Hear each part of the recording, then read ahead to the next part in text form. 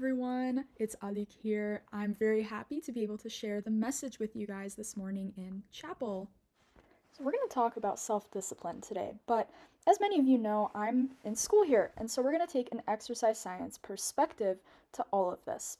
So, as many of you know, I now live in Montana for school, but before I lived in Montana, I made a decision that I wanted to start running more. So I got to running, and I basically tried to be as consistent as possible, and I even signed up for a race for when I would eventually move there, right?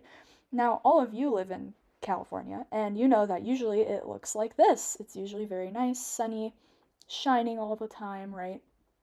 And it's usually nice weather to go run in or just play sports in, right? Well, Montana was also like that when I moved there. Here's a sunset from one of those early weeks. It's all sunshine and rainbows, right? It's really nice, good weather to go running. I did my race, I did a half marathon, and if you're saying why didn't I do a full one, I didn't want to. So I did that, and it was a big thing for me because it was the first time I had done a race like this before. And I thought that, you know what? It's a new goal, and I want to continue running consistently, like 4, 5, up to 6 times a week, as much as I can in a normal manner, right? So as the months went on, I kept racing. It was still sunny and warm. Here's me at another smaller race. And it was pretty easy to keep up with my goal when the weather was so nice, right? When it was so easy.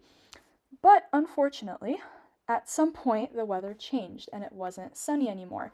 And it actually can get cold, believe it or not, in other places in the U.S. So October came and it started to get quite a bit colder, and it kind of almost put a stop to my plans. Here's the first time I went out on a run. It looked sunny and warm, but it was actually 22 degrees. And I had never run in weather like that before. I'd actually never even worn a jacket before, um, because I was so spoiled back home with such nice weather, right? So that was a moment where I thought, oh, ouch, like maybe some things are going to try and sway me from accomplishing my goals. But then it actually became winter. It snowed enough that I could just go skiing instead.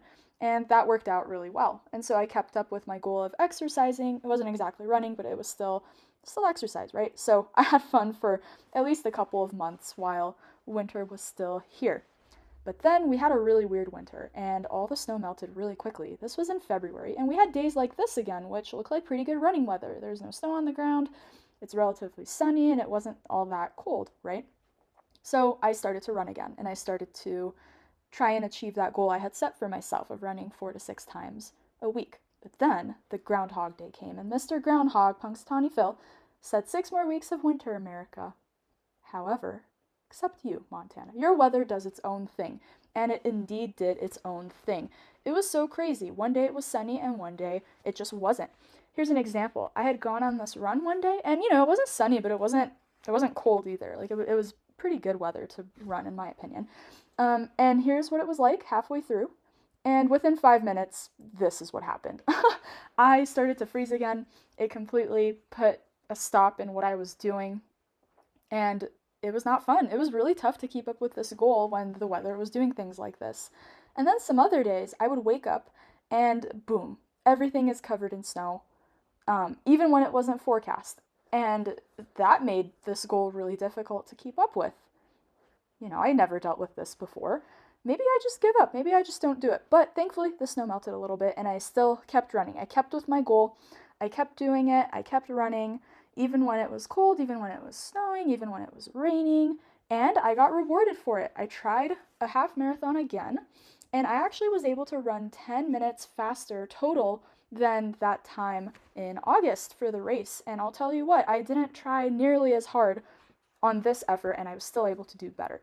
Now, since this is my field, I do want to tell you guys a little bit about why I saw such big improvements after a couple of months. Don't worry, I won't bore you, but we'll talk about the heart specifically. Now, when you do consistent exercise, like let's say running or cycling or swimming, whatever your favorite activity may be, a couple of important things happen to the heart. First, your resting heart rate decreases. This means that when you're not doing anything, not exercising, you're at rest, your heart doesn't have to beat as hard to keep everything functioning in your body. Then maximal oxygen consumption increases.